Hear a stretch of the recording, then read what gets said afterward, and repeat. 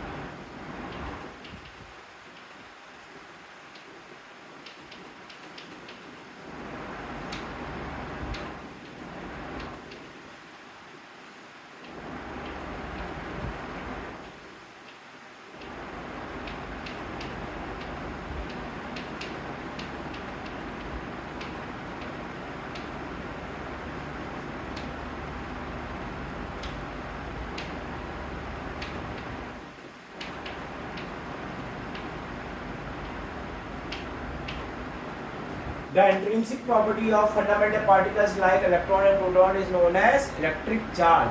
एक वर्ड आ रहा है इंट्रिंसिक प्रॉपर्टी।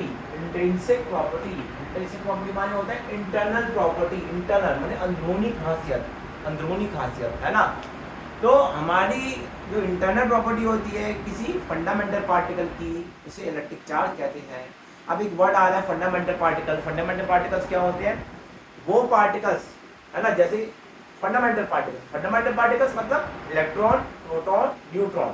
इलेक्ट्रॉन, प्रोटॉन और न्यूट्रॉन, ये 3 टाइप के फंडामेंटल पार्टिकल्स होते हैं। इलेक्ट्रॉन, प्रोटॉन एंड न्यूट्रॉन, ये 3 टाइप के फंडामेंटल पार्टिकल्स होते हैं, है ना। तो फंडामेंटल इनको क्यों कहा जाता है? कि इनसे छोटा पार्टिकल पॉसिबल नहीं होता है। इनसे छोटे पार्टिकल, है ना, स्टेबल पार्टिकल की बात करें, स्टेबल पार्टिकल पॉसिबल नहीं होते, जो स्टेबल हों ऐसे पार्टिकल पॉसिबल नहीं होते हैं। तो इलेक्ट्रॉन, प्रोटॉन, न्यूट्रॉन हमारे फंडामेंटल पार्टिकल्स होते हैं, जिनमें से इलेक्ट्रॉन और प्रोटॉन कैसे होते हैं? चार्ज पार्टिकल होते हैं, और न्यूट्रॉन हमारा न्यूट्रल पार्टिकल होता है, उसमें कोई चार्ज नहीं होता है, ठीक है। तो हमारे इलेक्ट्रॉन और प्रोटॉन की जो इंट्रिंसिक प्रॉपर्टी है, जो अंदरूनी खासियत है, वो हमारा क्या कहलाएगा? इलेक्ट्रिक चार्ज कहलाएगा। वो हमारा इलेक्ट्रिक चार्ज कहलाएगा। इसके आगे देखिएगा,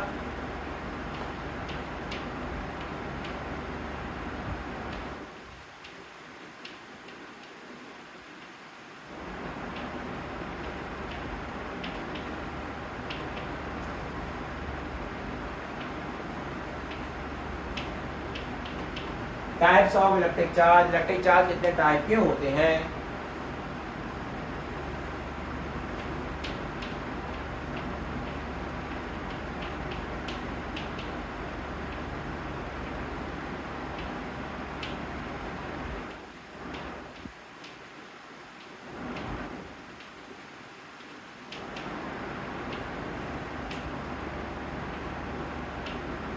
इलेक्ट्रिक चार्ज हमारे 2 टाइप के होते हैं, positive charge and negative charge.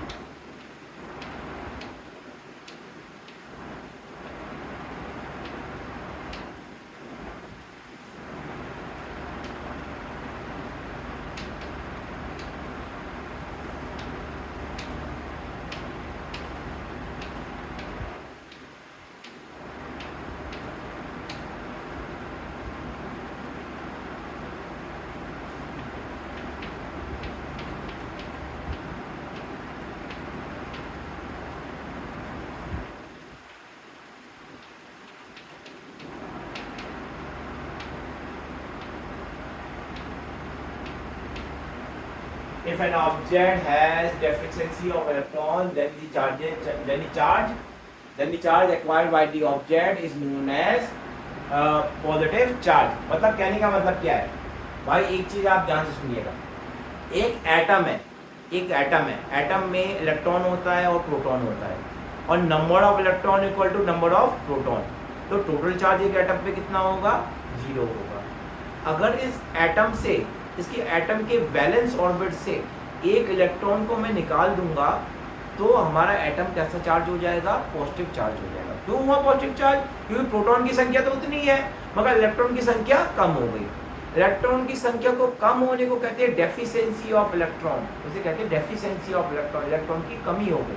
जब एटम में इलेक्ट्रॉन की कमी हो गई तो एटम पे कैसा चार्ज आ गया, पॉजिटिव चार्ज आ गया। जब हमारे एटम में पॉजिटिव चार्ज आ गया।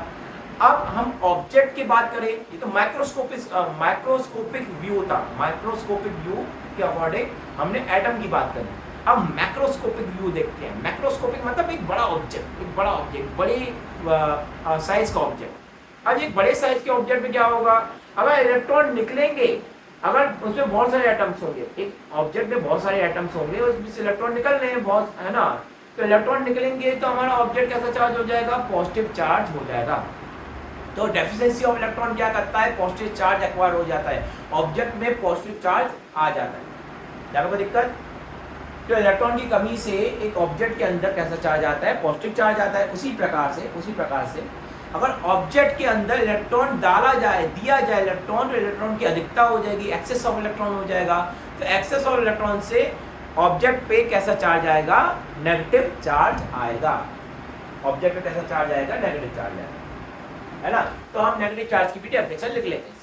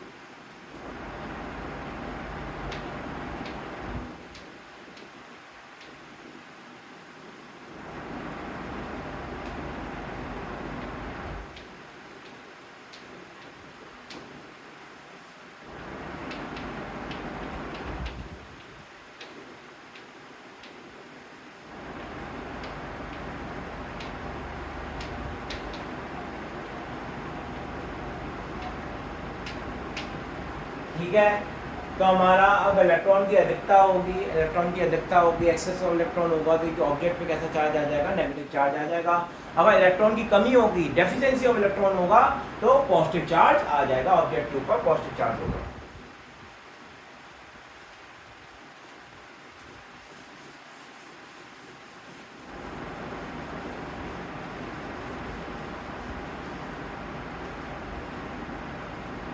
यार वीडियो देख ले बेटा, वीडियो चल रही है कि नहीं चल रही है, वीडियो चल रही है। 10 मिनट की वीडियो हो गई है, 10 मिनट की वीडियो हो गई हमारी, इसके आगे देखते हैं।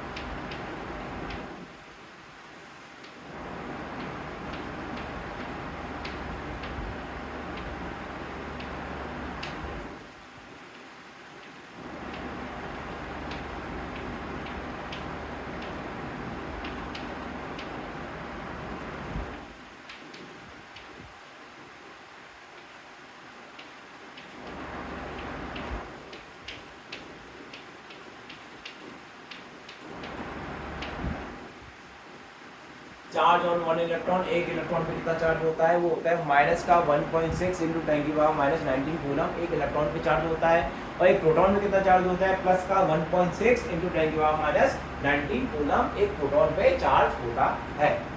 ठीक है ना, इसके आगे देखो।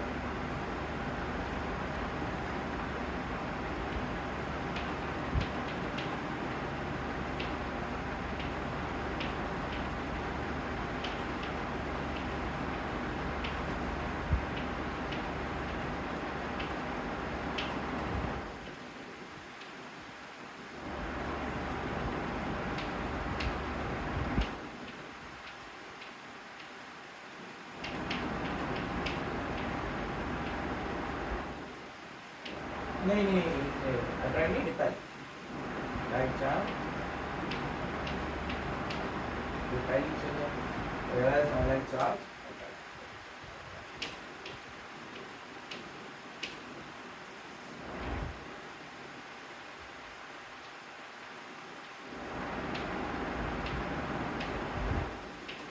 ठीक है, लाइक चार्ज एक दूसरे को रिपेल करते हैं और अनलाइक चार्ज एक दूसरे को अट्रैक्ट करते हैं, है ना। अनलाइक चार्ज और लाइक चार्ज में अंतर क्या होता है, ध्यान से देखिएगा बेटा।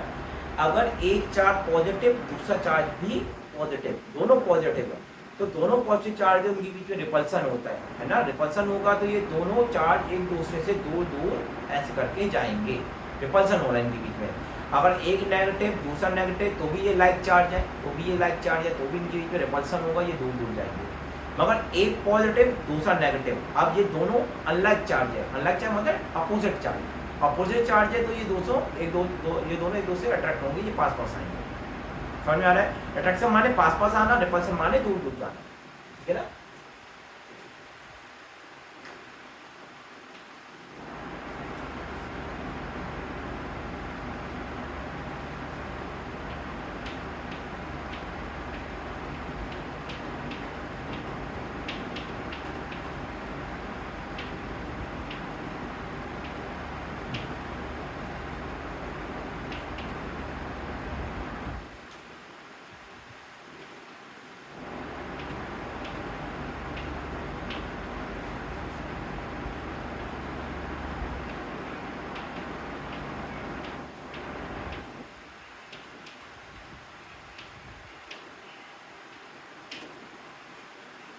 The SI unit of charge is coulomb. It is denoted by C, capital C, है ना। तो चार्ज की यूनिट होती है कूलम और इसको डिनोट करते हैं कैपिटल C से। ठीक है ना।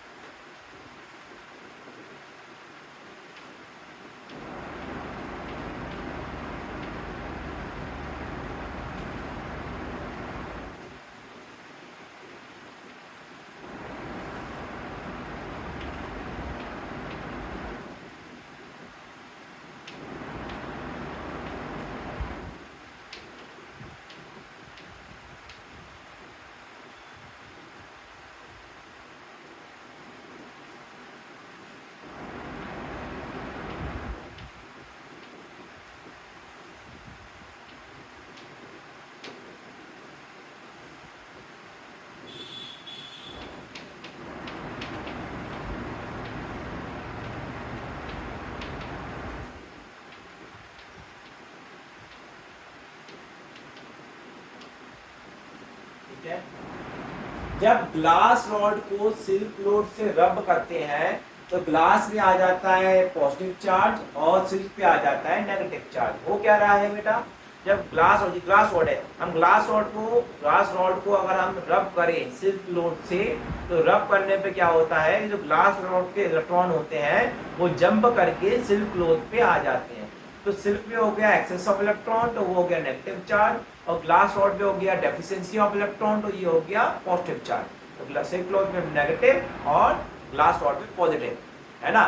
जब हमने रब किया तो हमारी जो इलेक्ट्रॉन है, ग्लास रॉड के जो इलेक्ट्रॉन है वो जंप करके सिल्क क्लॉथ पे आ रहे हैं। सिल्क क्लॉथ पे आ गए, सिल्क क्लॉथ पे कैसा हो गया, एक्सेस ऑफ इलेक्ट्रॉन हो गया। एक्सेस ऑफ इलेक्ट्रॉन होगा सिल्क क्लॉथ पे तो हो जाएगा नेगेटिव चार्ज, और ग्लास रॉड पे हो जाएगा पॉजिटिव चार्ज। सिंपल सी बात है ना, deficiency of electron and excess of electron, ठीक है ना।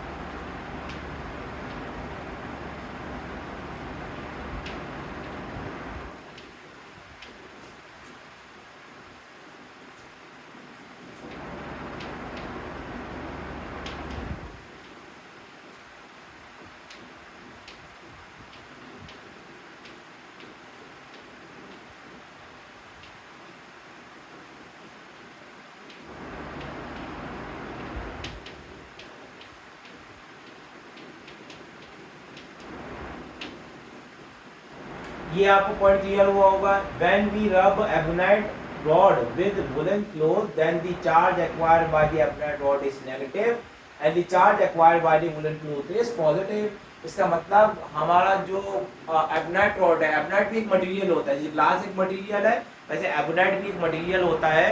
और जब एबोनाइट रॉड को आप वुलन क्लॉथ से रब करते हैं तो एबोनाइट पे इलेक्ट्रॉन की अधिकता हो जाती है, एक्सेस ऑफ इलेक्ट्रॉन होता है। तो इलेक्ट्रॉन की अधिकता होने के कारण ये हो जाता है नेगेटिव चार्ज, है ना, ये हो जाता है नेगेटिव चार्ज, और हमारा वुलन क्लॉथ हो जाता है पॉजिटिव चार्ज। क्लियर है ना।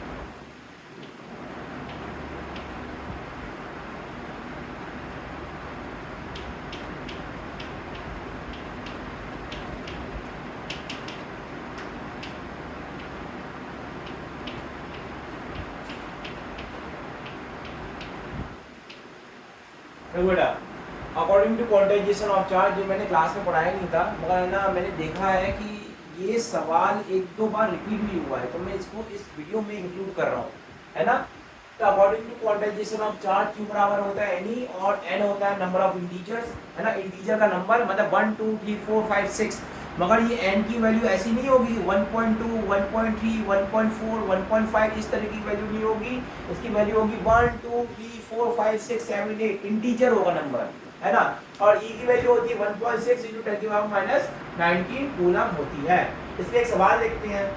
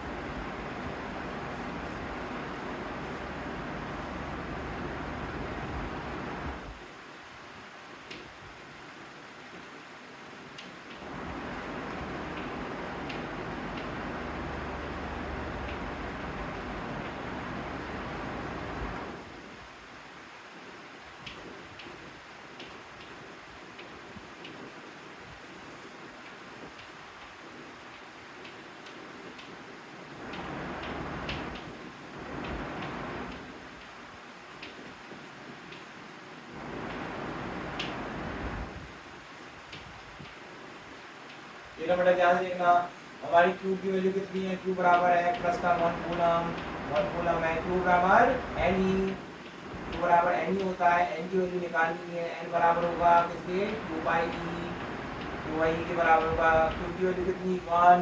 E की वैल्यू कितनी? 1.6 इंटू 10⁻19 कूलम, है ना। और ये हो जाएगा कितना? इस ऑप्शन में हो जाएगा 6.25 इंटू 10⁻80, है ना, ये हो जाएगा। इतना हमारा होगा। बड़ा इसमें देख लेता हूँ वीडियो में ये क्लियरली विजिबल है कि नहीं। हाँ विजिबल है, ठीक है ठीक है। इसके आगे देखिए।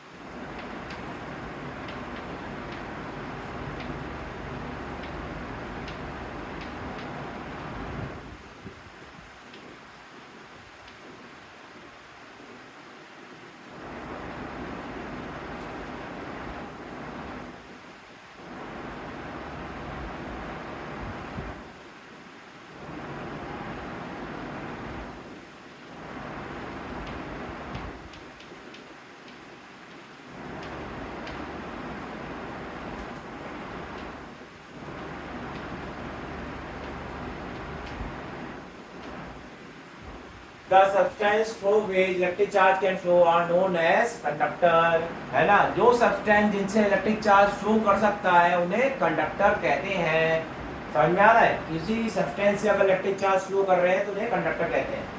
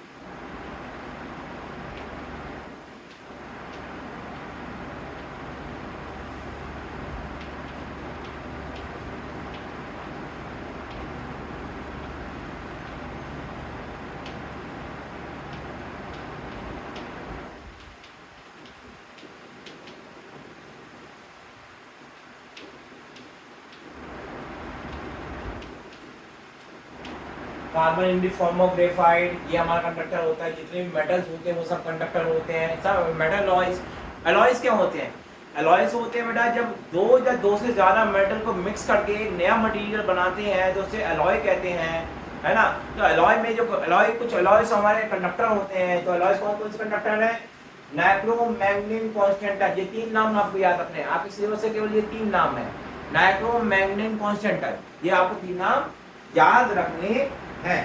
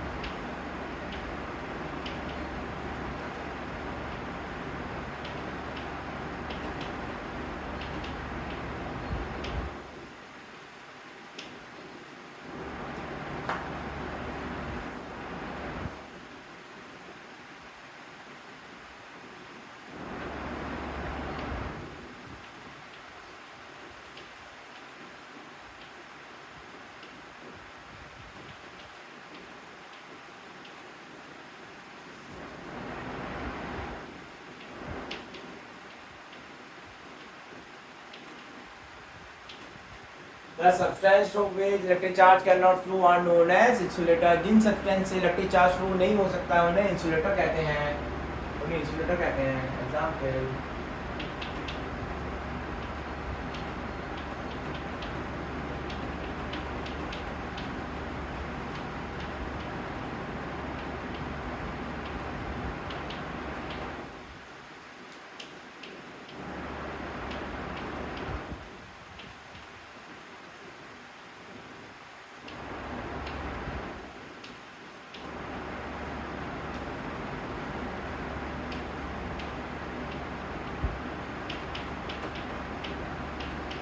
तो फिर ये कुछ सब्सटेंस के एग्जांपल है, bakelite, porcelain, paper, triboard, ammonite etcetera. ये सब्सटेंस क्या होते हैं? हमारे इंसुलेटर होते हैं।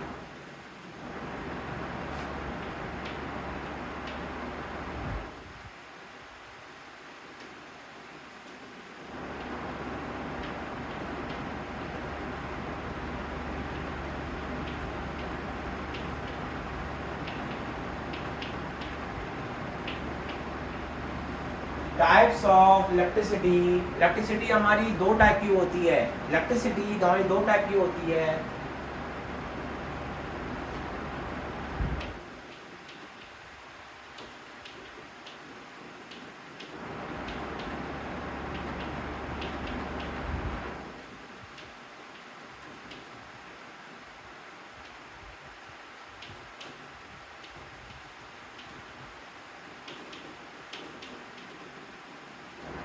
Static electricity and current electricity, static electricity and current electricity।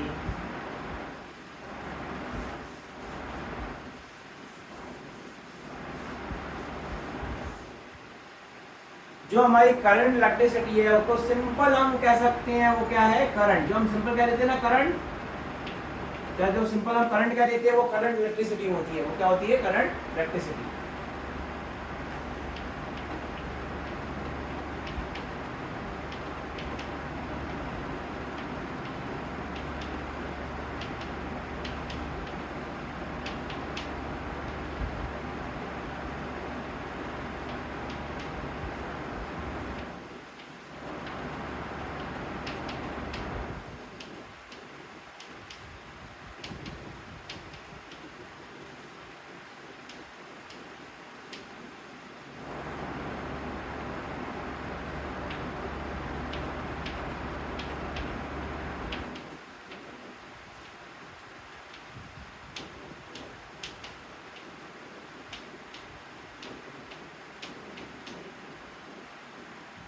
Static electricity में हमारा इलेक्ट्रिक चार्ज रेस्ट पे रहता है। जिस इलेक्ट्रिसिटी में इलेक्ट्रिक चार्ज हमारा रेस्ट पे रहता है उसे स्टैटिक इलेक्ट्रिसिटी कहा जाता है।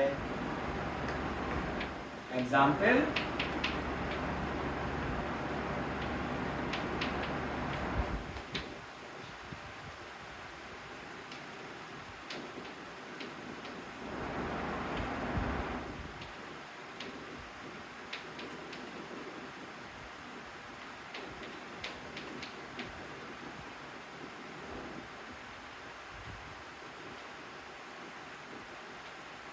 Charging of glass rod with silk cloth, तो ये हमारा स्टैटिक इलेक्ट्रिसिटी का एग्जांपल है। अगला लाइटनिंग।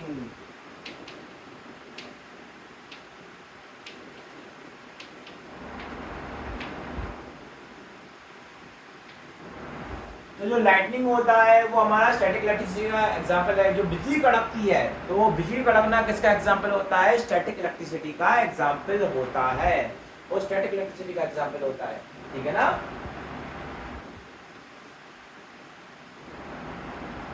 अब आपका एक सवाल हो सकता है, सर ये स्टैटिक इलेक्ट्रिसिटी का आपको दो एग्जांपल लिखाए, इनका सब समझे कैसे कि स्टैटिक इलेक्ट्रिसिटी है कैसे? सुनना ध्यान से।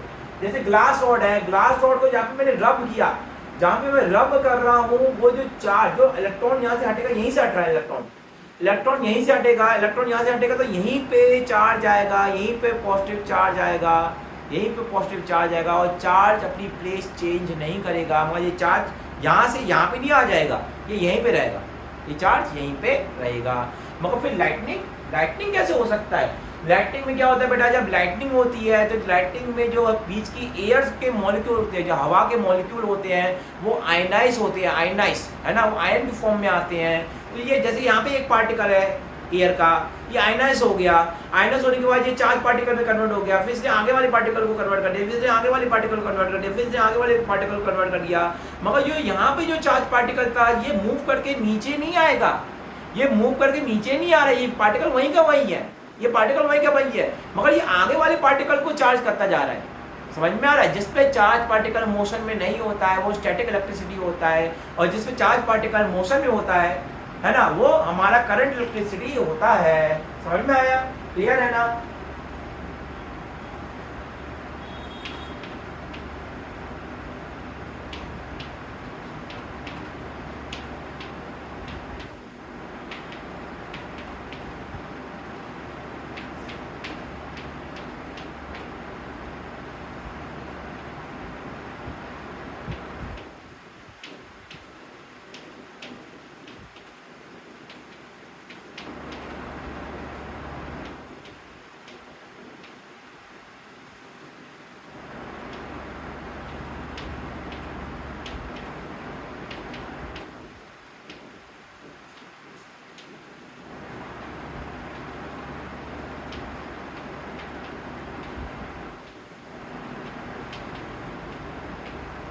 करंट इलेक्ट्रिसिटी में electric charge are in motion, है ना। तो इसका एग्जांपल क्या है? जो हमारे घरों में इलेक्ट्रिसिटी आ रही है,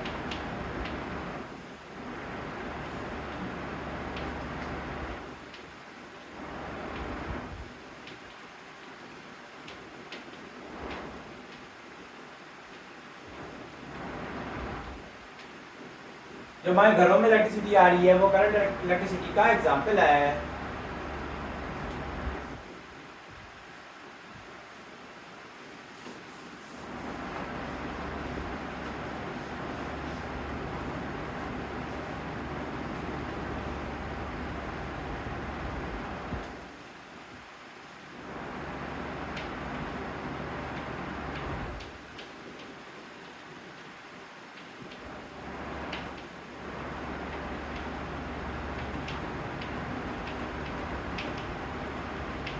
अब मेरा जरा टाइम देख लिया, टाइम कितना हो गया?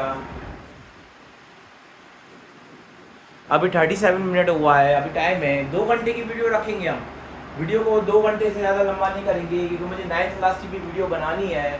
2 घंटे की वीडियो में ये मोबाइल की बैटरी 50% ड्रेन हो जाएगी, है ना, 50% ड्रेन हो जाएगी। तो बाकी 50% से मैं 9th क्लास की वीडियो बनाऊँगा।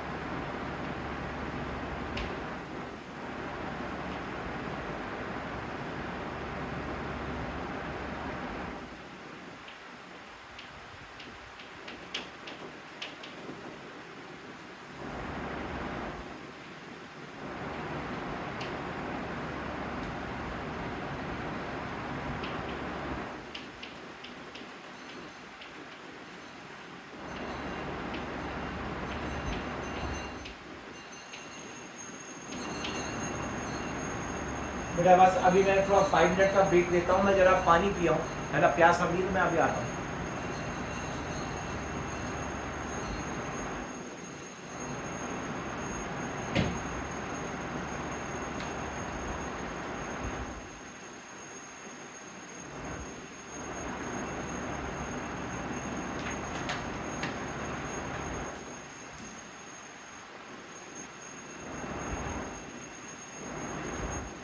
Electric potential at a point in an electric field is defined as the amount of work done in moving a unit positive charge from infinite to that point। समझना ध्यान से, इस definition में कई बच्चों को दिक्कत आती है, केवल पूरे चैप्टर में 2 डेफिनेशन में दिक्कत आती है, एक इलेक्ट्रिक पोटेंशियल एक पोटेंशियल डिफरेंस। बहुत ध्यान से समझिएगा इसे बेटा। ये हमारा यहाँ पे पॉजिटिव चार्ज है, एक पॉजिटिव चार्ज हमारा यहाँ पे है। अब ये लाइक चार्ज है क्या अनलाइक चार्ज? ये हमारे लाइक चार्ज है। लाइक चार्ज के बीच में क्या होता है? रिपल्सन होता है। रिपल्सन होगा तो दूर दूर जाएंगे, है ना। मान लो ये पॉजिटिव चार्ज हमारे कहाँ पे, इनफाइनाइट पे है ना, इनफाइनाइट पे रखा हुआ है चार्ज को। अब ये चार्ज को पॉइंट पी पे लाना है, पॉइंट पी पे लाना है। पॉइंट पी इन दोनों चार्ज के बीच का कोई पॉइंट है। अगर पॉइंट पी पे लेके आना है, क्या ये चार्ज अपने आप इस पॉइंट पी पे आ जाएगा? नहीं आएगा, है ना, क्योंकि रिपल्सन हो रहा है। अब इस चार्ज को पकड़ के, इस चार्ज को पकड़ के मैं पॉइंट पी पे लाऊंगा, इस चार्ज को पकड़ के मैं पॉइंट पी पे लेके आऊंगा, और पॉइंट पी पे जब लाऊंगा तो चार्ज पे मैंने कोई ना कोई फोर्स लगाया होगा। इस फोर्स के कारण वर्क डन होगा। मैंने 9th क्लास में पढ़ाया था वर्क डन का formula, work done equal to F S cos theta, है ना। एफ क्या है? फोर्स, एस क्या है? डिस्प्लेसमेंट, थीटा क्या है? Angle between force and displacement, ठीक है ना। तो इस चार्ज पार्टिकल को पकड़ के मैं पॉइंट पी पे लेके आ रहा हूँ, तो इसमें जो वर्क किया वो हमारे पोटेंशियल, इलेक्ट्रिक पोटेंशियल के बराबर है, V बराबर W के बराबर है। मगर कब? जब चार्ज की वैल्यू हमारी प्लस की 1 कूलम है। यहाँ पे देखो पॉजिटिव, यूनिट पॉजिटिव चार्ज, है ना। तो चार्ज की वैल्यू प्लस 1 कूलम है जब है। मगर अगर इस चार्ज की वैल्यू मैंने बोली प्लस की 3 कूलम है, तब कितना होगा?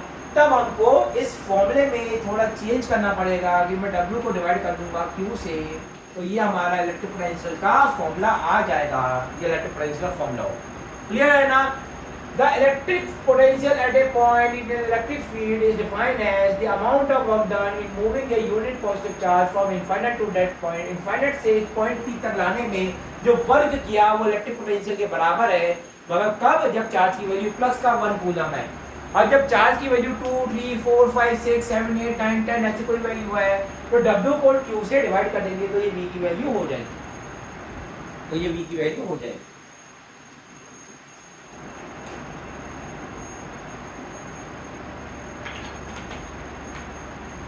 ठीक है, यहाँ पे कोई डाउट? तो ये V की वैल्यू आ जाएगी, है ना। वेयर W क्या है? Work done.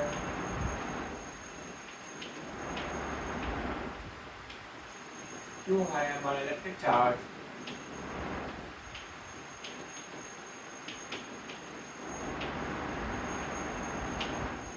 W हमारा वर्क डन है और Q हमारा इलेक्ट्रिक चार्ज के बराबर है,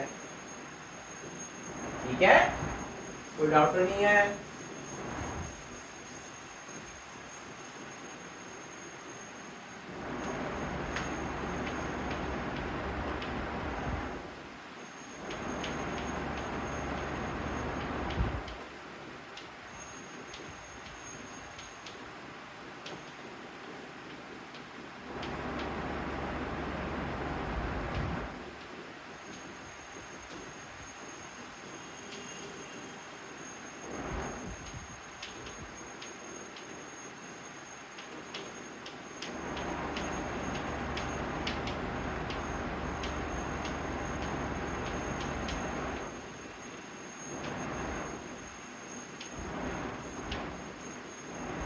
ठीक है बेटा, इलेक्ट्रिक पोटेंशियल की जो यूनिट होती है उसे वोल्ट कहते हैं, VOLT, और इसको कैपिटल लेटर V से शो किया जाता है। कैपिटल लेटर क्यों? क्योंकि कैपिटल लेटर का यूनिट का होता है तो वो साइंटिस्ट के नेम पे होता है। जैसे वोल्ट का V, एम्पियर का ए, न्यूटन का एन, है ना। तो यहाँ पे कैपिटल लेटर हम साइंटिस्ट के सम्मान में रखते हैं। यूनिट का जो लेटर होता है वो कैपिटल जब ही रखा जाता है जब हम साइंटिस्ट के नेम पे रखते हैं। क्लियर है ना। इसके आगे देखो,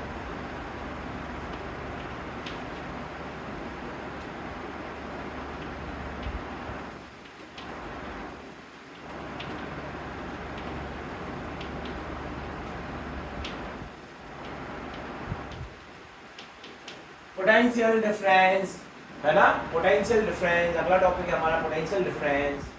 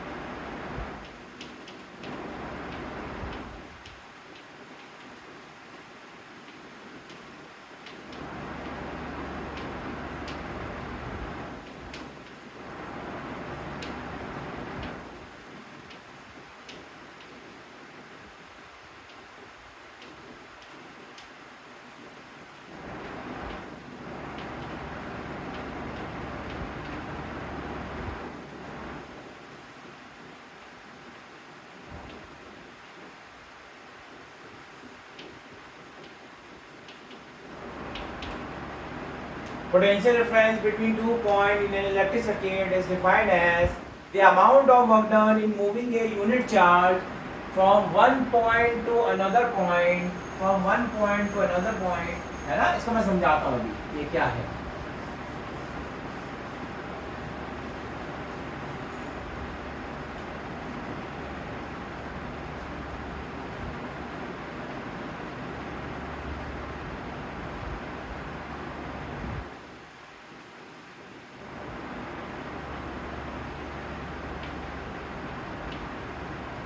बेटा जो ये मैंने डायग्राम बनाया है, इस डायग्राम को सर्किट डायग्राम कहते हैं। इसको मैं आगे पढ़ाऊंगा कि सर्किट डायग्राम क्या होता है। अभी के लिए आप समझिए, अगर हम इलेक्ट्रिकल कंपोनेंट के सिंबल का उपयोग करके जो डायग्राम बनाते हैं उसे सर्किट डायग्राम कहा जाता है।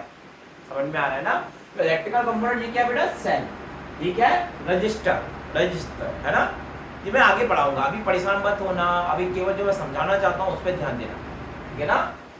यहाँ पे 2 पॉइंट है, point number A, point number A, ये point number B, point number A और point number B.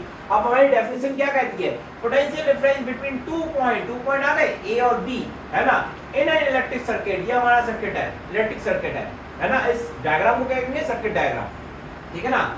is defined as the amount of work done in moving a unit charge from one point to another point। किसी unit charge को point number ए से point number B में लाने में जो हमने work done किया वो पोटेंशियल डिफरेंस के बराबर होता है। पोटेंशियल डिफरेंस मतलब पोटेंशियल में अंतर, मतलब VA माइनस VB। हम यहाँ पे लिखेंगे VA माइनस VB, पोटेंशियल में अंतर, पोटेंशियल डिफरेंस, है ना। डिफरेंस कर रहे हैं, माइनस कर रहे हैं, ये हमारे वर्क डन के बराबर होगा। और कब, जब चार्ज की वैल्यू, यूनिट चार्ज मतलब 1 कूलम हो, मगर चार्ज की वैल्यू 2, 3, 4, 5, 6, 7, 8 ऐसी कोई वैल्यू है तो W को हम Q से डिवाइड कर देते हैं। W डिवाइडेड बाई Q हमारा ये फॉर्मूला हो जाता है, ये हमारा फॉर्मूला हो जाता है। समझ में आ रहा है, ये हमारा फॉर्मूला हो जाता है, ठीक है ना। इसके आगे देखो बेटा,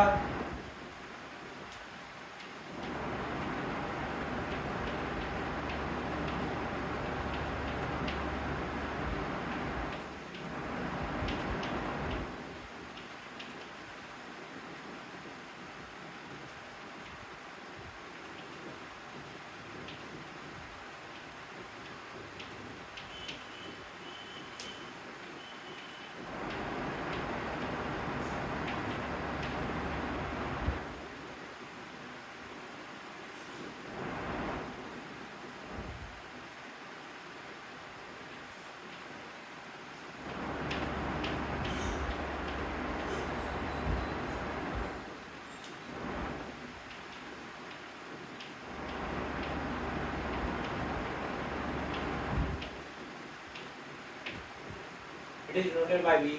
पोटेंशियल डिफरेंस की यूनिट होती है volt, V O L T, और इसको डिनोट करते हैं कैपिटल वी से, इसे डिनोट कहा जाता है कैपिटल वी से।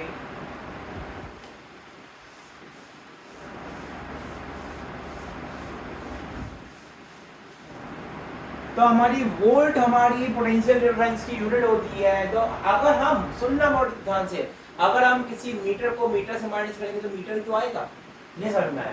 मैंने बोला 3 मीटर माइनस 2 मीटर, कितना आंसर होगा इसका, आंसर 1, मगर 1 क्या, मीटर, है ना। मतलब मीटर को मीटर से माइनस करेंगे तो मीटर में तो आंसर आएगा।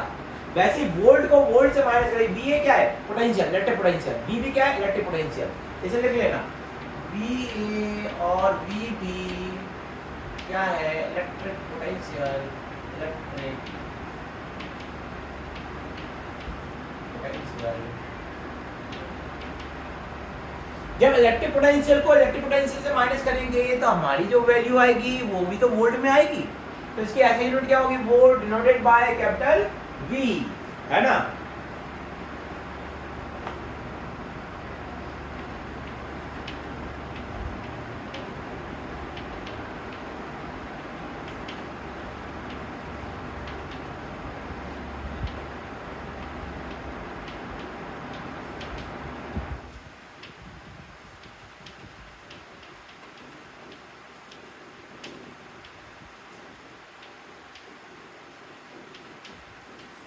Yeah, so the potential difference is also known as voltage. The potential difference is also known as voltage. Voltage भी कहते हैं बेटा, potential difference का दूसरा नाम होता है voltage.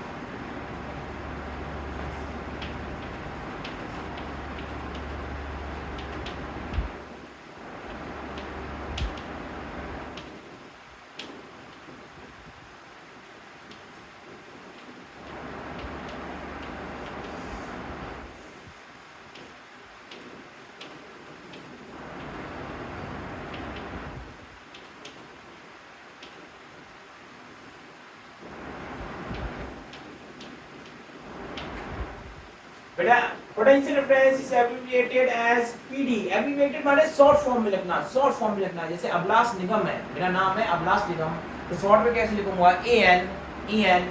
इसी तरीके से पोटेंशियल डिफरेंस को शॉर्ट में लिखते हैं पीडी, है ना। पोटेंशियल डिफरेंस को शॉर्ट में लिखते हैं पीडी।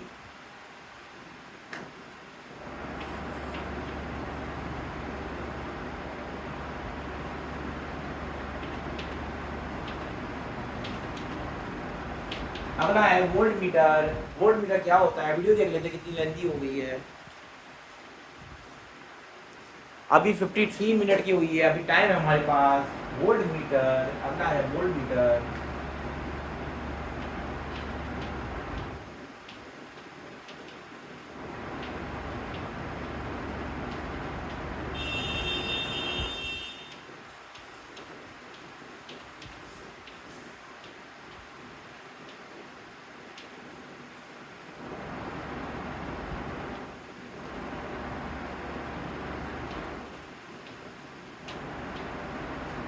वोल्टमीटर क्या है, it is a device used to measure voltage. Voltage को मेजर करने वाले डिवाइस को वोल्टमीटर कहा जाता है, उसे वोल्टमीटर कहते हैं।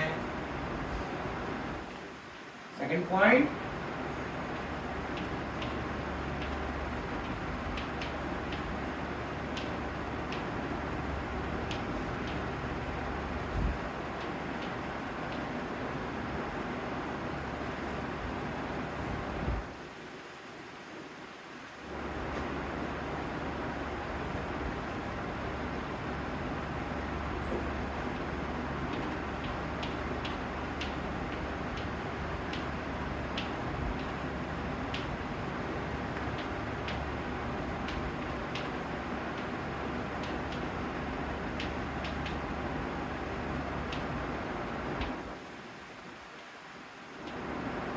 ये वोल्ट मीटर का सिंबल होता है सर्कल में भी, सर्कल में भी हमारा वोल्ट मीटर का सिंबल होता है ना। वोल्ट मीटर का सिंबल होता है।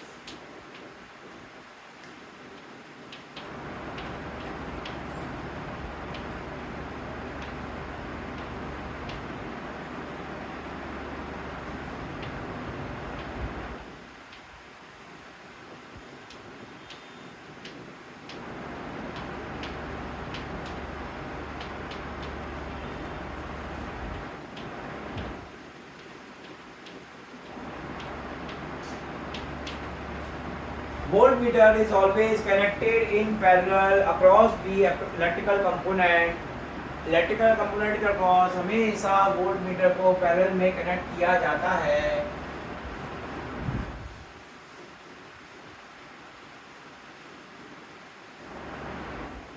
तो जैसे हमारा ये सर्किट डायग्राम है, तो इसमें वोल्ट मीटर कैसे कनेक्ट होगा, ध्यान से देखना।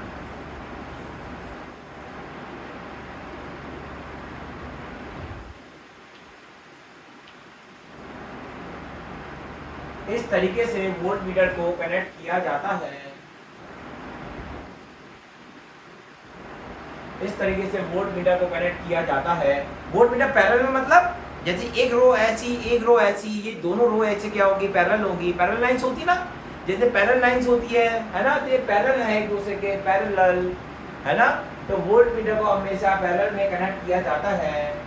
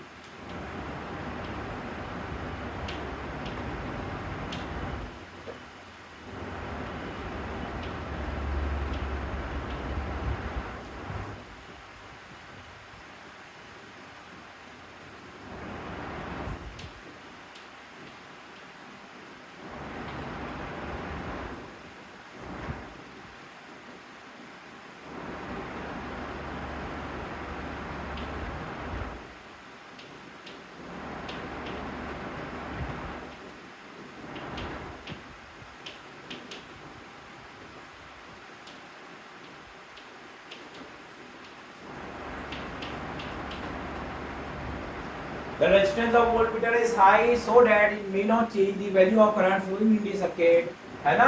तो सर्किट में जो करंट फ्लो हो रहा है, देखो बेटा यहाँ से करंट ऐसे आएगा, ये करंट ऐसे आ रहा है, करंट यहाँ पे आया ऐसे आया, इस पॉइंट पे करंट ऊपर भी जा सकता है नीचे भी जा सकता है। रेजिस्टेंस एक वर्ड आ रहा है रेजिस्टेंस। अभी के लिए आप रेजिस्टेंस ऐसे सबको ऐसा समझो, रेजिस्टेंस को, रेजिस्टेंस माने होता है अपोजिशन, करंट का फ्लो का अपोजिशन, है ना। कितना विरोध करेगा करंट का, है ना, कोई कंपोनेंट करंट के फ्लो का कितना विरोध करता है, उसे रेजिस्टेंस कहते हैं। जैसे कि एक किवाड़ा है, इसको मैं जरा से खोल दूँ, किवाड़े को जरा से खोलूँ और पूरी भीड़ उस किवाड़े के अंदर आने की कोशिश करे, तो उसमें रेजिस्टेंस हाई होगा कि लो होगा, उसमें रेजिस्टेंस हाई होगा, अपोजिशन हाई होगा, है ना। तो यहाँ पे अगर इसका वोल्ट मीटर का रेजिस्टेंस हाई होगा, तो हाई रेजिस्टेंस के कारण यहाँ से करंट कम फ्लो होगा, ज्यादातर सारा करंट नीचे रजिस्टर से फ्लो हो जाएगा, है ना। Resistance of volt meter is high so that it may not change the value of current flowing in the circuit, ठीक है ना। एक रीजन ये भी होता है कि हमारा जो मेजरिंग डिवाइस होता है वो ऐसा डिजाइन करती है कि वो मेन करंट को डिस्टर्ब ना करे, मेन करंट को डिस्टर्ब नहीं करना चाहिए हमारे मेजरिंग डिवाइस को, है ना। तो वोल्ट मीटर ऐसा डिजाइन किया है कि ये मेन करंट जो फ्लो हो रहा है सर्किट में उसको अफेक्ट ना करे, उसको, है ना, चेंज ना करे।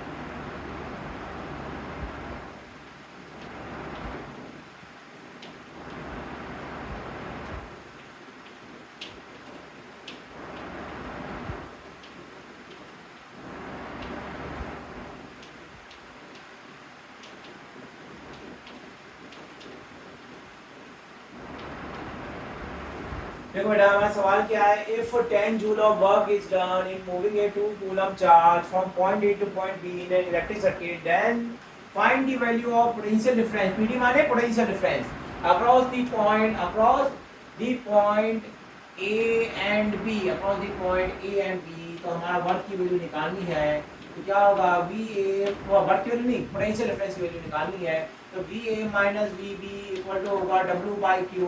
डब्ल्यू बाई क्यू लिखेंगे, डब्ल्यू की वैल्यू कितनी, 10, 10 डिवाइडेड बाई 2 कितना हो जाएगा, ये हो जाएगा 5, और यूनिट होगी वोल्ट, 5 वोल्ट। ये 5 वोल्ट हमारा आंसर होगा। 5 वोल्ट को ऐसे भी लिख सकते हैं और आप इसे 5 कैपिटल बी ऐसे भी लिख सकते हो, मगर मेरा जो सजेशन है आप इसको 5 वोल्ट लिखना, पूरा वोल्ट लिखना, क्योंकि यहाँ पे भी वी है, यहाँ पे भी वी है, तो कंफ्यूजन हो सकता है ना, आप इस चीज का ध्यान रखना।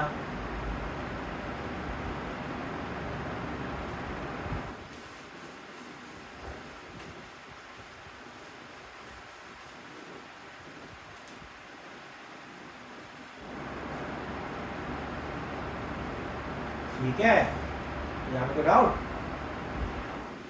आगे देखो।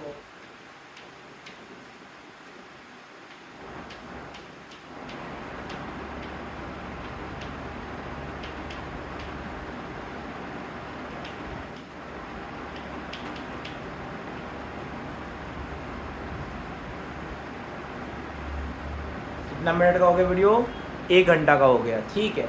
इसके आगे देखो, एक मैं थोड़ा पानी पी लूँ।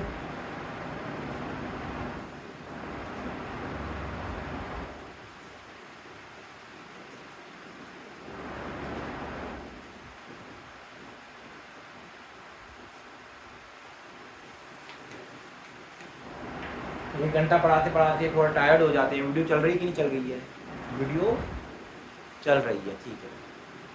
अभी 1 घंटा और वीडियो चल जाएगी।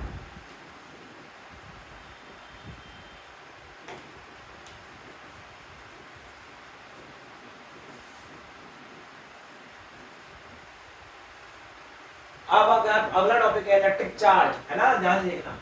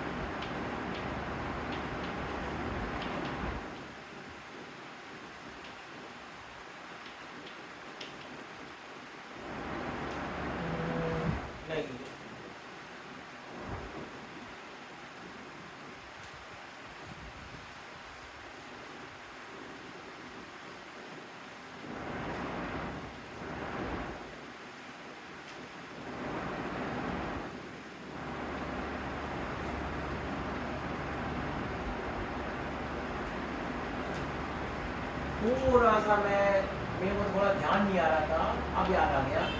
The flow of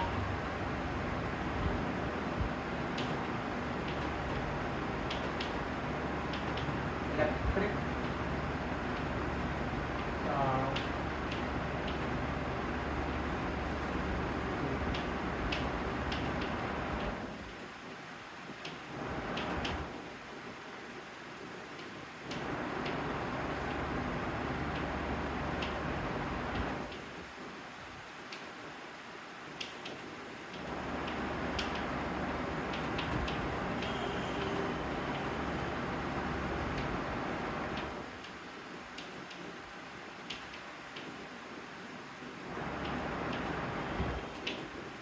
The flow of electric charge through a conductor such as metal wire is known as electric current, है ना।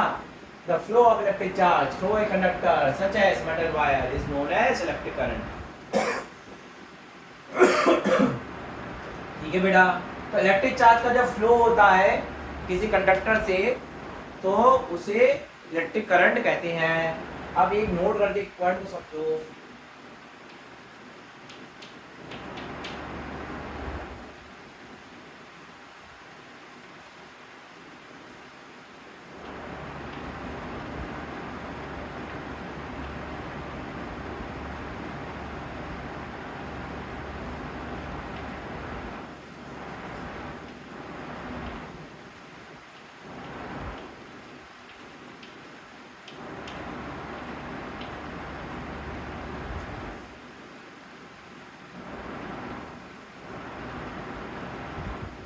तो बेटा ये पॉइंट है, the conductor has free electron. Conductor में क्या होते हैं? फ्री इलेक्ट्रॉन होते हैं जो रैंडम मोशन कर रहे होते हैं, है ना, जो रैंडम मोशन कर रहे होते हैं, है ना, समझ में आ रहा है?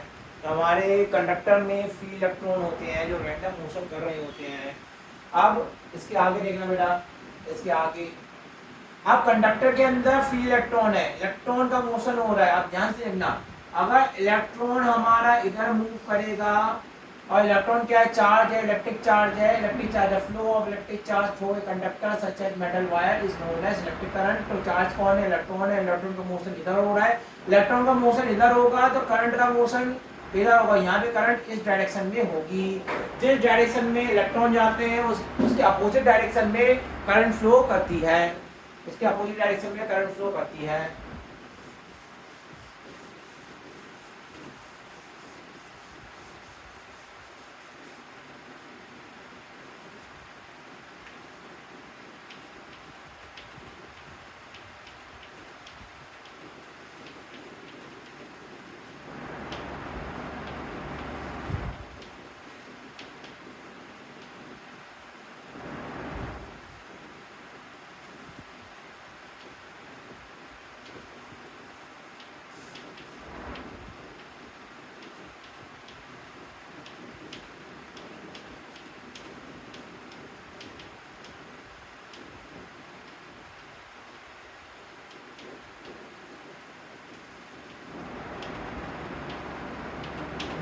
By capital A. The accident of electric current is ampere. It is denoted by capital A. It is denoted by capital A. कितना हो गया बेटा अभी वीडियो? 1 घंटा 9 मिनट, ठीक है।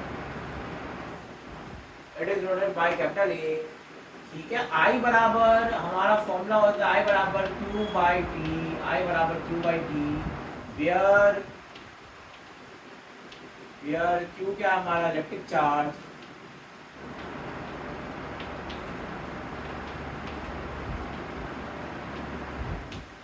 T क्या हमारा टाइम है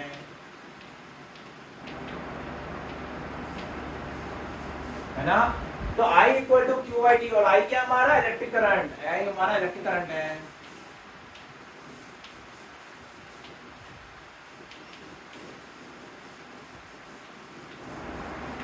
I हमारा इलेक्ट्रिक करंट है और T टाइम है, Q हमारा इलेक्ट्रिक चार्ज है।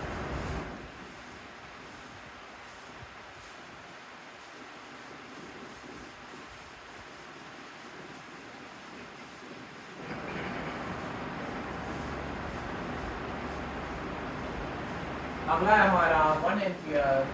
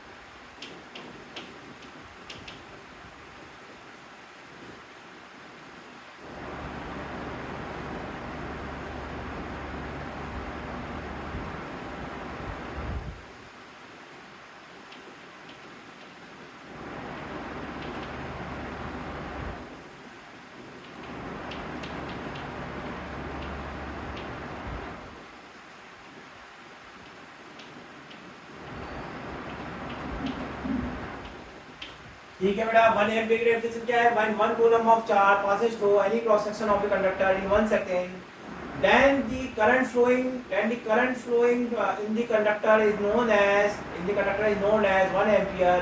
अब सुनना बेटा, क्रॉस सेक्शन मतलब क्या? जैसे कि हमारा वायर है, ये सर्कुलर वायर है, ऐसे करके सर्कुलर वायर है। ये सर्कुलर वायर में जो ये क्रॉस सेक्शन बनेगा, मैं इसको समझाने की कोशिश करता हूँ। जैसे मेरी ये चौक है, ये चौक विजिबल है, ये चौक विजिबल है आपको।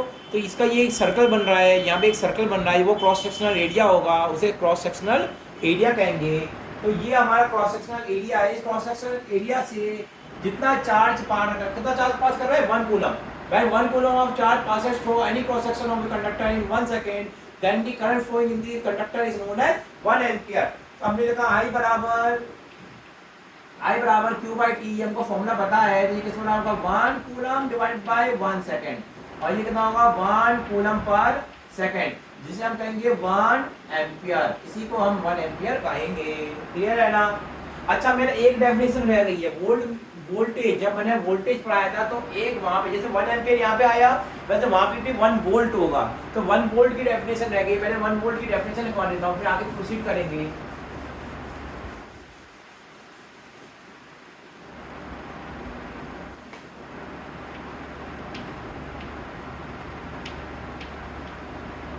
One volt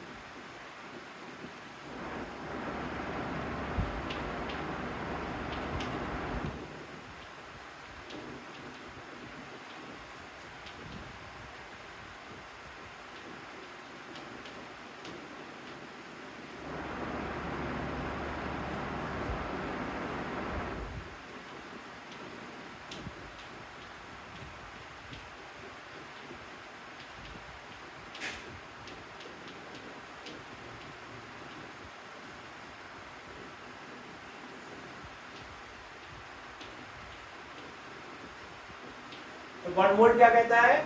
When 1 joule of work is done in moving a unit charge from one point to another point in an electric circuit, then the potential difference across these point is known as 1 volt। अब हमारा VA minus VB equal to कितना होता है? W upon Q के बराबर होता है। W की वैल्यू कितनी? 1 जूल। W हमारा 1 जूल, Q हमारा 1 कूलम, 1 अपॉन 1 कितना होगा? 1 जूल पर कूलम। और जिसे हम लिख देंगे 1 वोल्ट, इसे क्या लिख देंगे? 1 वोल्ट। तो ये 1 वोल्ट के बराबर होगा। ये 1 वोल्ट की डेफिनेशन हो गई। अब हम अपने टॉपिक पे वापस आते हैं। हमारा टॉपिक चल रहा था इलेक्ट्रिक करंट, है ना? तो इलेक्ट्रिक करंट वाले टॉपिक पे हम वापस आते हैं।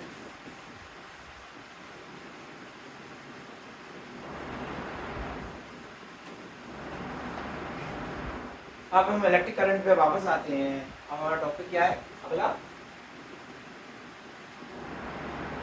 इसे नोट करके एक पॉइंट देखो, 1 माइक्रो एम्पियर, इसे कहते हैं 1 micro ampere. 1 micro ampere, 1 micro ampere. तो 1 माइक्रो एम्पियर बराबर होता है 10 की पावर -6 एम्पियर, 10 की पावर -6 एम्पियर के बराबर होता है 1 माइक्रो एम्पियर इक्वल टू 10 की पावर -6 एम्पियर। और हमारा 1 एम ए मतलब 1 मिली एम्पियर।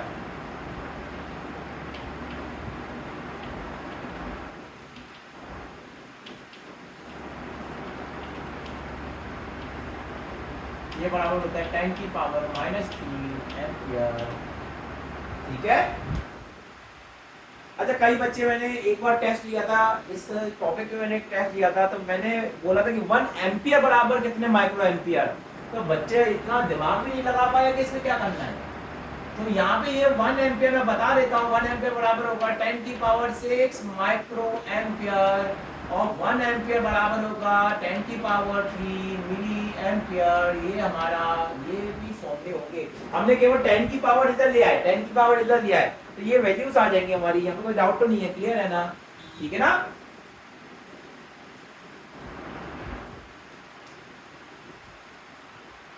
ठीक है। अगला देखो बेटा, अगला है हमारा एमीटर। अगला है एमीटर। टाइम देख लेते हैं, टाइम कितना हो गया, कितने घंटे की वीडियो हो गई? 1 घंटा 18 मिनट की वीडियो हो गई है। अभी 2 घंटा हमको हिट करना है, 2 आवर्स को हमको हिट करना है। एमीटर लिखते हैं।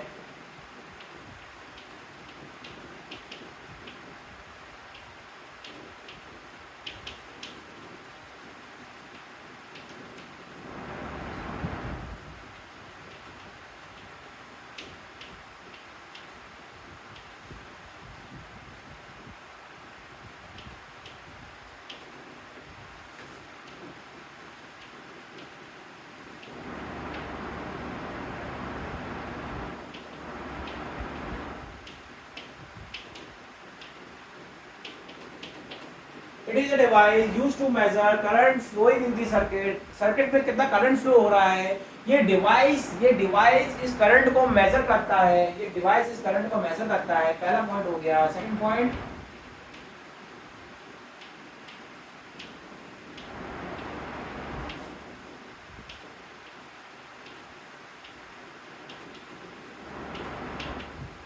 सिंबल ऑफ एमीटर क्या होता है? सर्कल में ए होता है, सर्कल में ए होता है सिंबल ऑफ एमीटर। एमीटर का सिंबल होता है सर्कल में ए।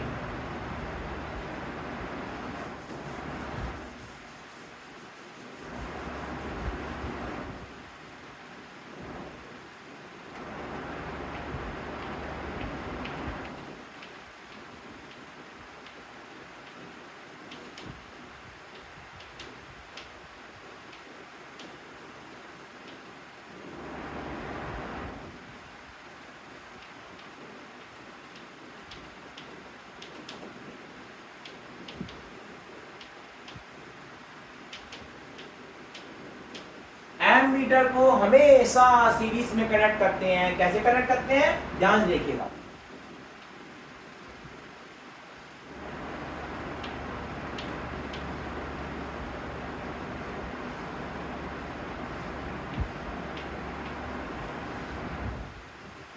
ये इस प्रकार से सर्किट में कनेक्ट करा जाता है। सीरीज मतलब एक के बाद दूसरा, एक के बाद दूसरा होगा, ये सीरीज में होगा, एक के बाद दूसरा। ठीक है ना?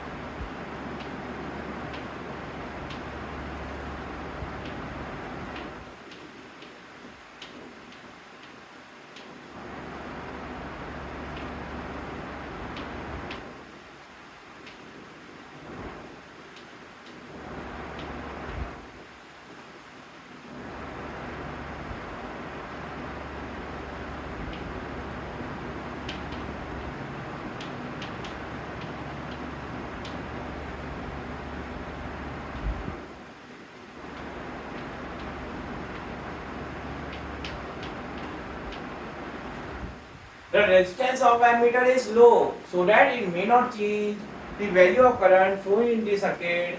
जो ये एमीटर है इसका रेजिस्टेंस लो होना चाहिए, मैंने पहले भी बताया था। जो मेजरिंग इंस्ट्रूमेंट होते हैं उनको इस तरीके से डिजाइन करते हैं कि वो मेन करंट को डिस्टर्ब ना करे। अगर इस एमीटर का रेजिस्टेंस हाई होगा तो ये करंट के फ्लो को कम कर देगा, इसलिए इस रेजिस्टेंस का, इसका एमीटर का रेजिस्टेंस हमेशा लो रखा जाता है, कम रखा जाता है, जिससे जो ये करंट जो इससे पास करे उस करंट की वैल्यू को ये चेंज ना कर पाए, उस करंट की वैल्यू को चेंज ना कर पाए, इसलिए इसका रेजिस्टेंस हमेशा लो रखा जाता है।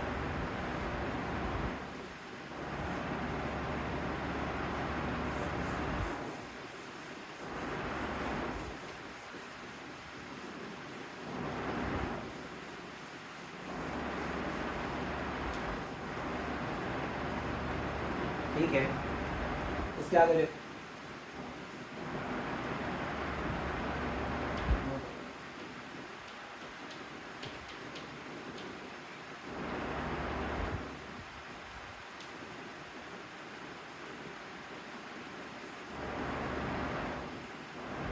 एक सेकंड में जरा चेक कर लूँ, मैं चेक कर लूँ कि कोई पॉइंट छूट तो नहीं रहा है, एक बार मैं चेक कर लूँ।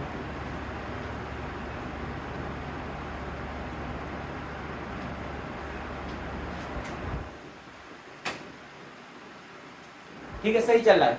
इसके आगे देखो बेटा,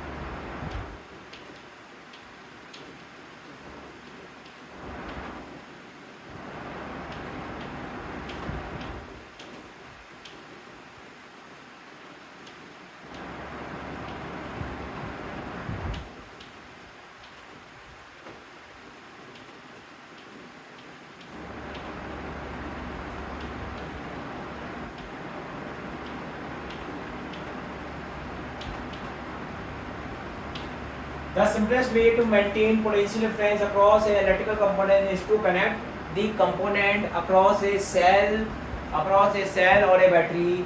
तो अगर एक कंडक्टर के अक्रॉस पोटेंशियल डिफरेंस क्रिएट करना है तो सबसे सिंपल रास्ता क्या है?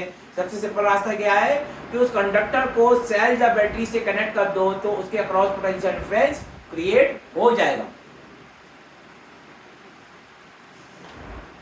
अगला पॉइंट देखो,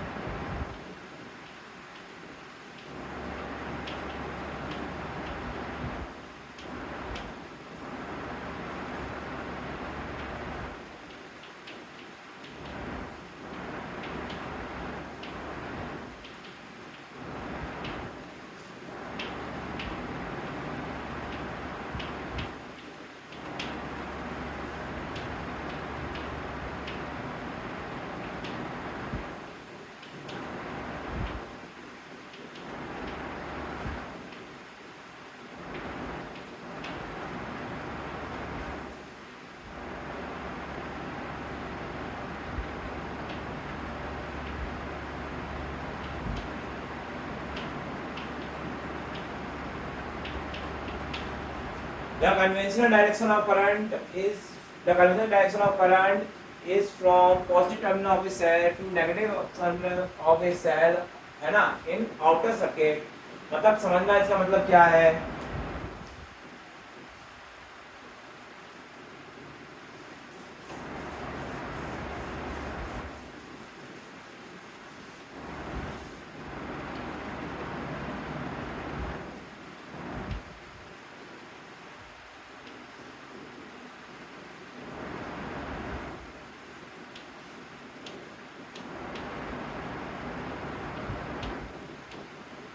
अब करंट हमारा कैसे फ्लो करेगा, पॉजिटिव से नेगेटिव, पॉजिटिव से निकला ऐसे गया और नेगेटिव में एंटर किया. मगर इनसाइड सेल करंट कैसे फ्लो करेगा, नेगेटिव से पॉजिटिव. इनसाइड सेल फ्लो करेगा नेगेटिव से पॉजिटिव और आउटसाइड सर्किट में कैसे फ्लो करेगा, पॉजिटिव से नेगेटिव. समझ में आ रहा है, पॉजिटिव से नेगेटिव फ्लो करेगा.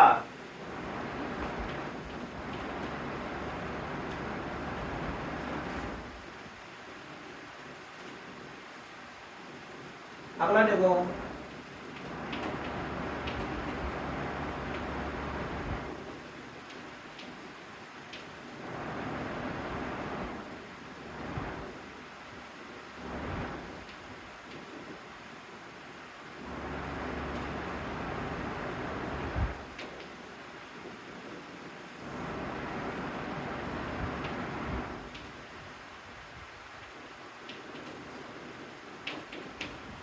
टाइम देख लेते हैं, टाइम कितना हुआ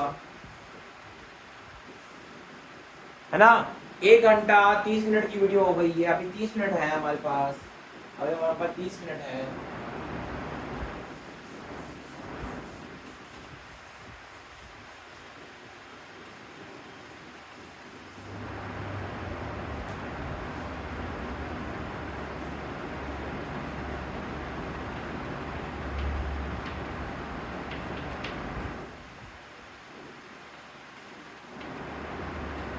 केस 1,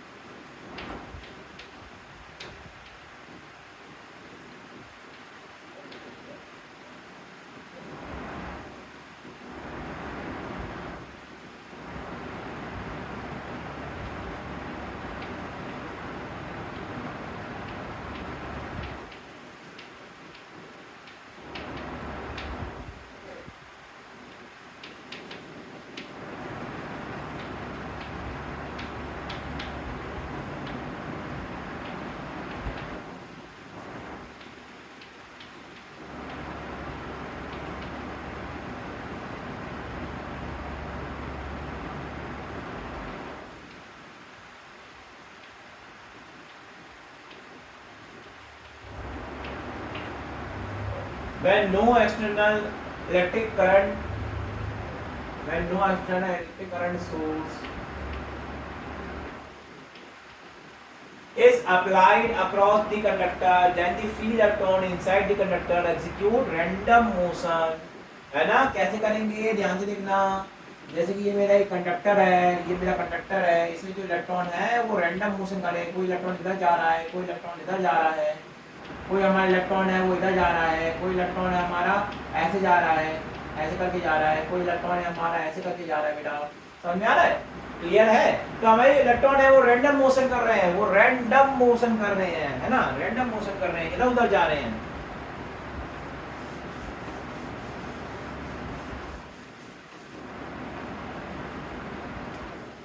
केस 2,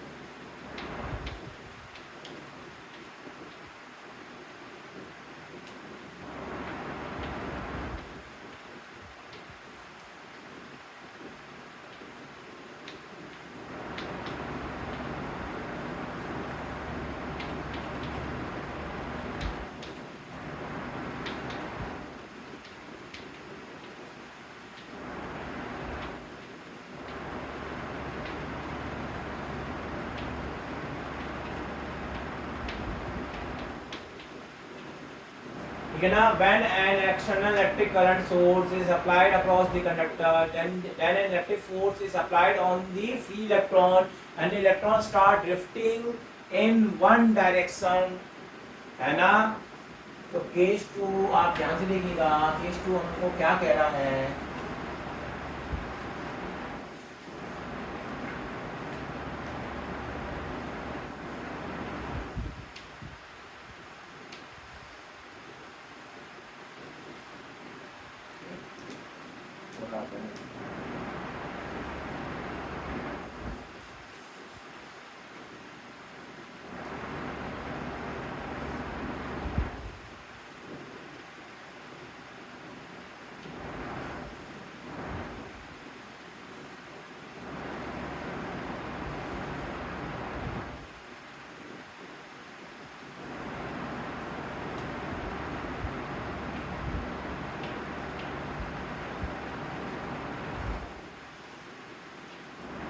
ये हमारा पॉजिटिव है, ये हमारा नेगेटिव है, ये पॉजिटिव ये नेगेटिव, तो ये ऐड हो जाएगा हमारा पॉजिटिव, ये हो जाएगा नेगेटिव, और जो इलेक्ट्रॉन है, इलेक्ट्रॉन पे कैसा चार्ज होता है, नेगेटिव चार्ज, तो नेगेटिव पॉजिटिव एक दूसरे को अट्रैक्ट करेंगे और नेगेटिव नेगेटिव रिपेल करेंगे।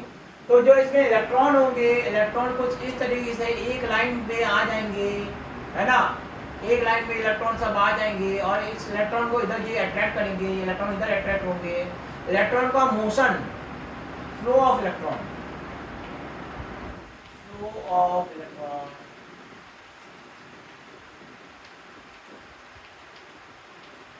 इस डायरेक्शन में इलेक्ट्रॉन का मोशन होना शुरू हो जाएगा, इसे कहते हैं drifting of electron, electron drift कर रहे हैं, है ना, इलेक्ट्रॉन ड्रिफ्ट कर रहे हैं, है ना, बहुत यहाँ पे इलेक्ट्रॉन ड्रिफ्ट करना शुरू कर देंगे, ये फ्लो ऑफ इलेक्ट्रॉन हो जाएगा, और इस डायरेक्शन में क्या होगा, flow of electric current, flow of electric,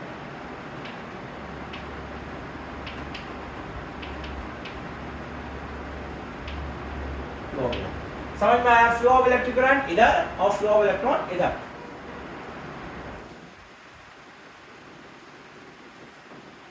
जरा मैं देख लूं वीडियो की लेंथ कितनी हुई,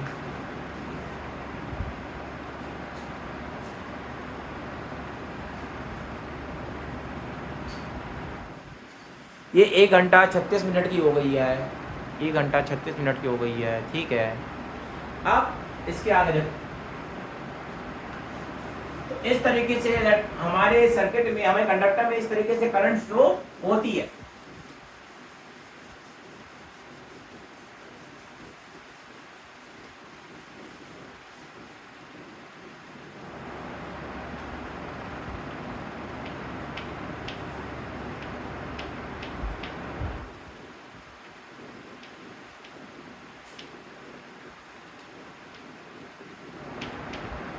अगला है इलेक्ट्रिक सर्किट, अगला है इलेक्ट्रिक सर्किट। इलेक्ट्रिक सर्किट क्या होता है,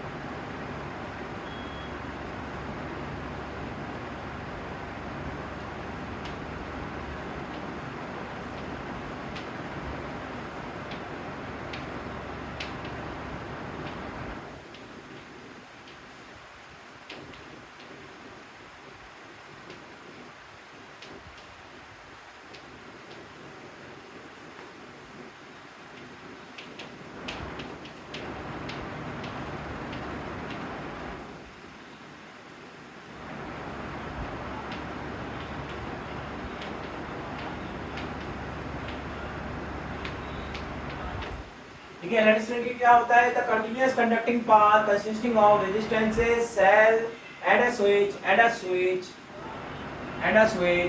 through which electric current flow is known as electric circuit. Electric circuit क्या होता है? जो हम अपने डेली लाइफ में जो हम देख रहे हैं, पंखा लगा हुआ है, यहाँ पे पंखा लगा है, लाइट लगी है, टीवी लगी है, एसी लगी है, जो हम डेली लाइफ में जो सर्किट को देख रहे हैं वही हमारा इलेक्ट्रिक सर्किट कहलाता है, वही हमारा इलेक्ट्रिक सर्किट कहलाता है बेटा। ठीक है ना?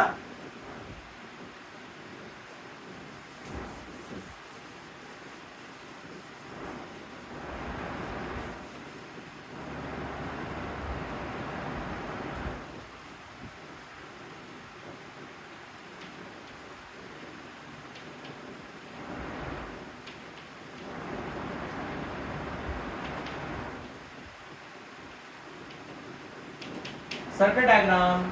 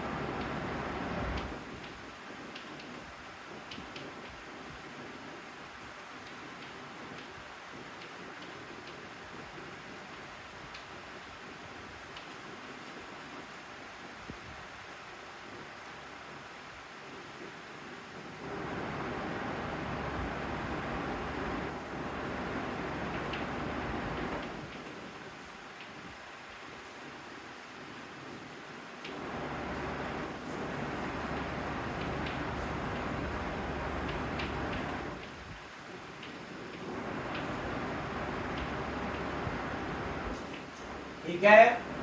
The diagram formed by using electric symbol of electrical component is known as circuit diagram। जो सर्किट डायग्राम इलेक्ट्रिकल कंपोनेंट के सिंबल का यूज करके बनाए जाते हैं उसे सर्किट डायग्राम कहा जाता है। सर्किट डायग्राम का एक एग्जांपल मैंने पहले भी दिया था, जो मैंने डायग्राम बनाया था ना वो सर्किट डायग्राम था।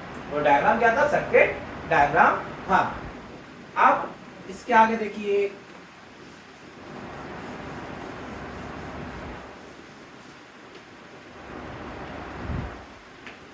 अगला टॉपिक है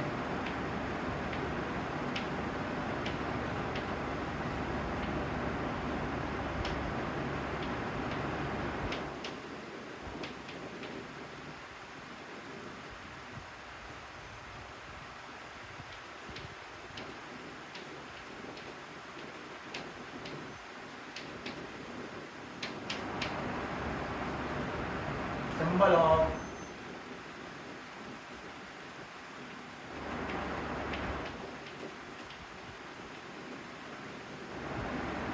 ये सिंबल ऑफ इलेक्ट्रिकल कंपोनेंट। एक एक करके सारे कंपोनेंट के सिंबल को हम देखेंगे।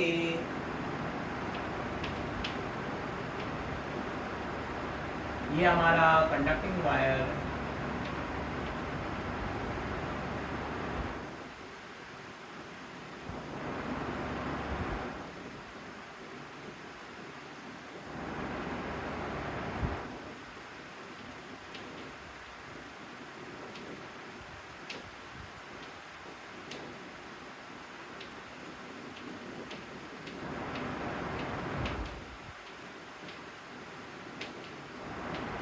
ठीक है। सेकंड,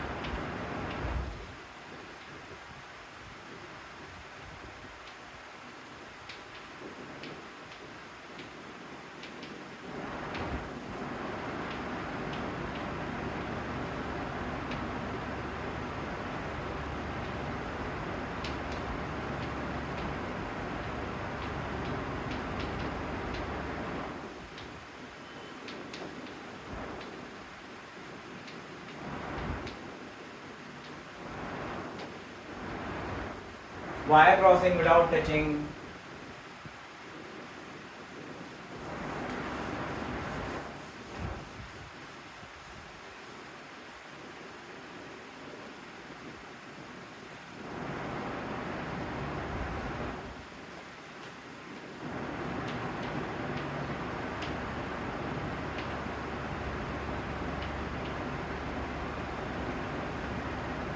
बेटा ध्यान रखना है, ये सेल का सिंबल होता है। सेल के सिंबल में एक चीज का ध्यान रखना है, जो छोटा लाइन होता है उसे डार्क रखते हैं, उसको डार्क लाइन बनाते हैं छोटी लाइन को, है ना।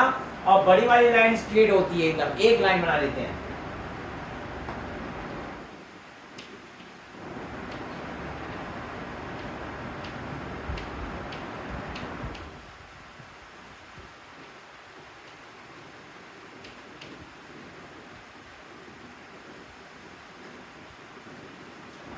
बड़ा ये किसका सिंबल है? बैटरी का सिंबल है। इस बैटरी क्या होता है? Combination of cell.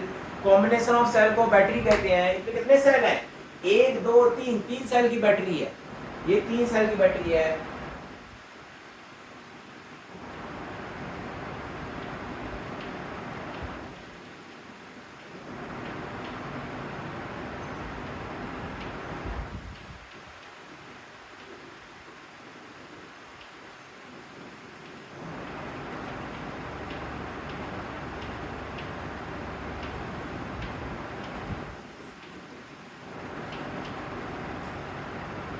Battery of unknown number of cell.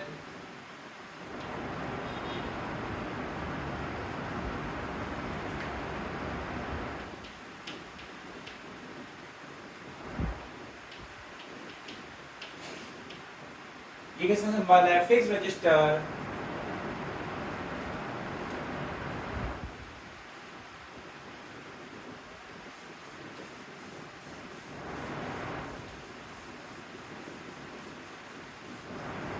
Fix register है।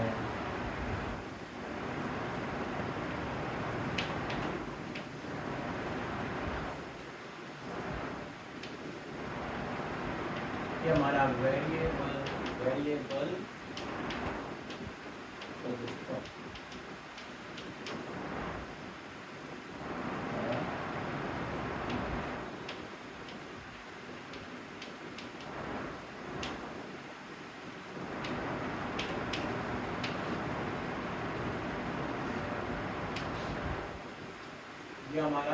ये भी हमारा वेरिएबल रजिस्टर।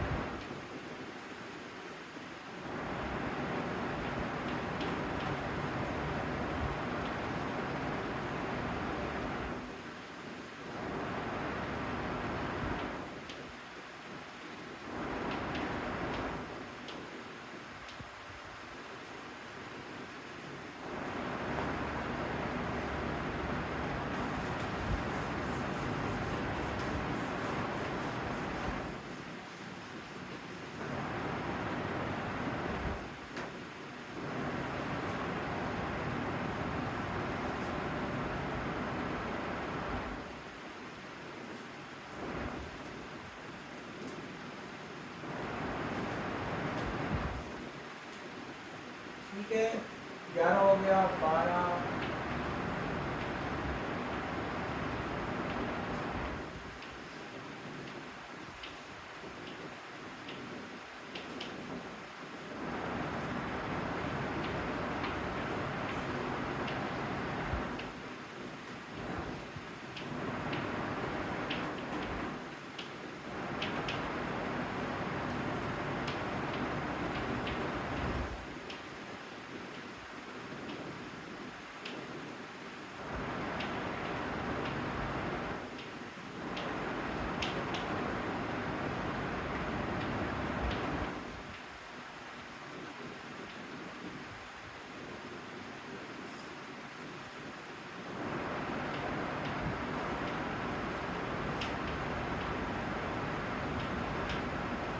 ये 15 हमारे इलेक्ट्रिक सिंबल है। इन सिंबल्स को आपको याद रखना है। अब देख लेते हैं वीडियो कितनी लेंदी हो गई है ना। 1 घंटा 49 मिनट। ठीक, इसके आगे बढ़ते हैं, अभी टाइम है हमारे पास।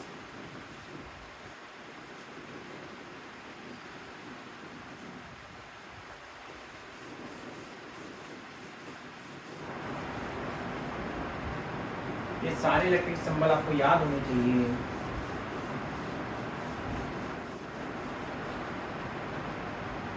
अब इसमें दो चीज आई थी, एक था बैटरी, बैटरी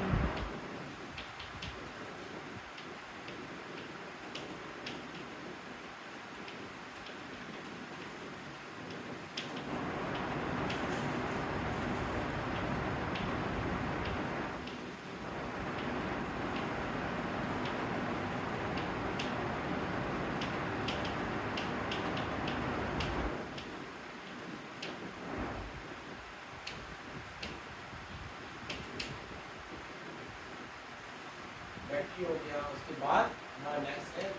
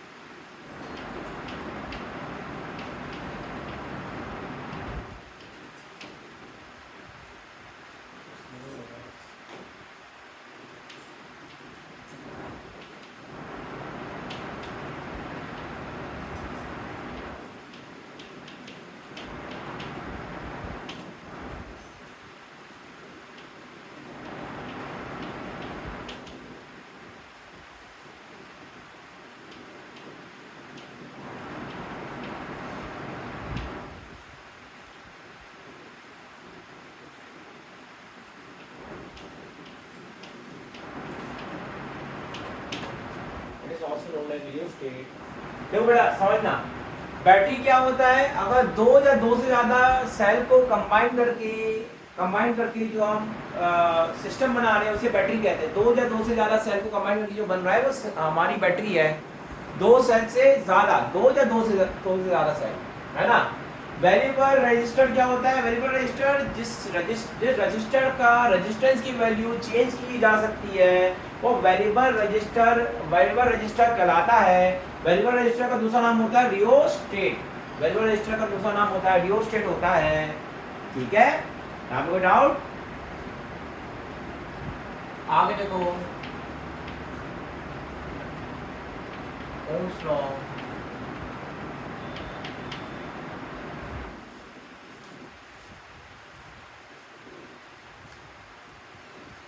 अब 8 मिनट रह गया है तो हम ओम्स लॉ तक ही पढ़ा पाएंगे, ये लास्ट टॉपिक होगा। ओम्स लॉ तक हमारा कवर अप हो गया, बस ओम्स लॉ और पढ़ा दे फिर हम इस वीडियो को ऐड कर देंगे।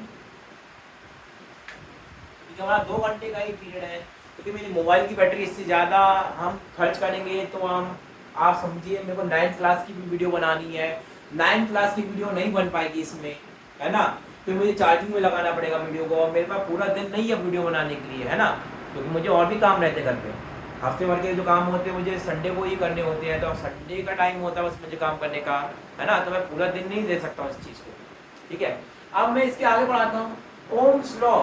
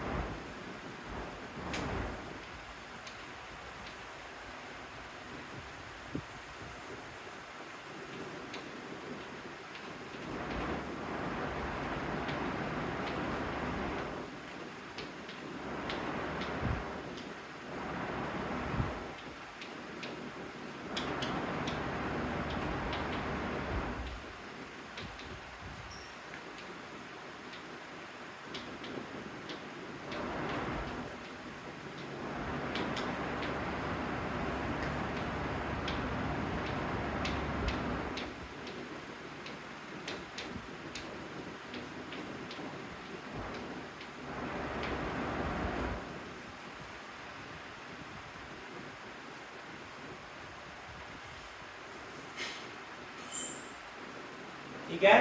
तो ओम्स लॉ क्या स्टेट करता है, at constant temperature the current flowing through the electrical component is directly proportional to the potential difference applied across the component. अब बहुत ध्यान से सुनना, जैसे कि हमारा इलेक्ट्रिकल कंपोनेंट ऐसा है, ये हमारा फिक्स रजिस्टर है, फिक्स रजिस्टर से जो करंट फ्लो कर रही है, आई फ्लो कर रही है, इसके अक्रॉस जो पोटेंशियल डिफरेंस है वो भी है।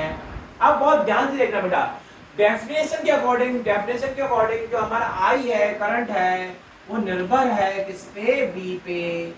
मतलब अगर पोटेंशियल डिफरेंस होगा तो करंट फ्लो करेगी, है ना। इसका मतलब ये नहीं है कि करंट होगा तो पोटेंशियल डिफरेंस होगा, गलत है ना, ये गलत है।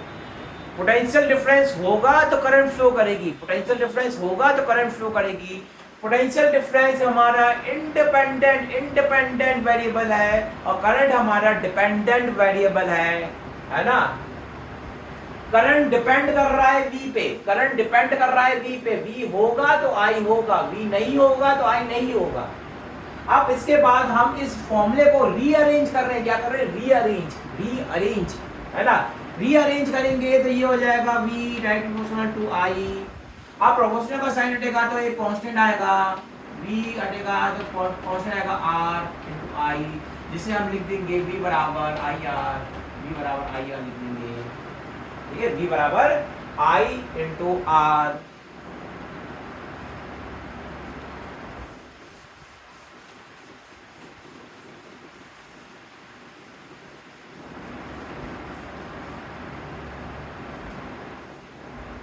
ठीक है। अब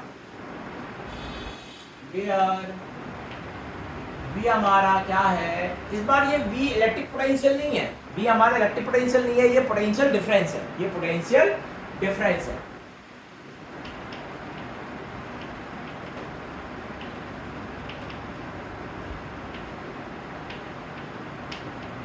और हमारा जो I है वो करंट है,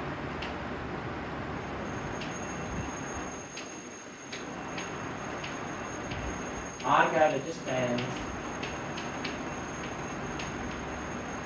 ठीक है, V equal to I R. तो हमारा फॉर्मूला होगा V बराबर आई आर के बराबर होगा, V बराबर आई आर होगा, ठीक है। तो अब वीडियो को देख लेते हैं, कितनी लेंथी हो गई है। बस अब 2 मिनट, कितना रह गया, 2 मिनट, हाँ 2 मिनट रह गया है, 2 मिनट रह गए हैं बेटा। मैं वीडियो को यहीं पे एंड करूँगा। आपसे जो वीडियो के हर वीडियो, जो भी वीडियो मैं बनाता हूँ, हर वीडियो में मैं यही आपसे रिक्वेस्ट करता हूँ कि हमेशा वीडियो देखते समय एक पेन और कॉपी आपके पास होनी चाहिए। आप साथ साथ में नोट करते जाइए। वीडियो आपको बार बार नहीं देख पाओगे, आपके पास इतना टाइम नहीं है कि वीडियो आप बार बार देख पाओ। आप कंटिन्यूस आप नोट करते जाओ, वीडियो देखते जाओ, नोट करते जाओ, समझते जाओ, लिखते जाओ, है ना। और आपको कंटिन्यूस रिवाइज करने पड़ेंगे नोट, जब आपको ये सब चीज़ें याद होंगी। आई होप आपको ये सब समझ में आया होगा। मैं वीडियो को यहीं पे एंड करता हूँ। Thank you very much.